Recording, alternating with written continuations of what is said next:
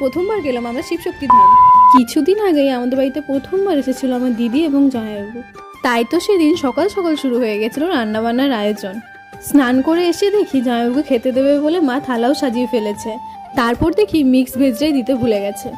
ব্যাস, তারপর খাওয়া দাওয়া কমপ্লিট করে একটু রেস্ট নিয়ে আমরা বেরিয়ে পড়েছিলাম ঘুরতে যাবো বলে। যাচ্ছিলাম আমরা এই প্রথমবারের মতো দুর্গাপুরের শিবশক্তি ধামে। এই দেখো আমরা পৌঁছেও গেছি মন্দিরে, আর আমরা সবার প্রথমেই চলে এসেছি কিন্তু মাছ দেখতে। আর এদিকে দেখো কত কালারিং কালারিং মাছ ছিল, আর এখানে কিন্তু সবাই খেতেও দিচ্ছিল মাছগুলোকে। ব্যাস, প্রায় আধ ঘন্টা ধরে মাছ দেখে আমরা চলে গিয়েছিলাম আসল মন্দিরের দিকে।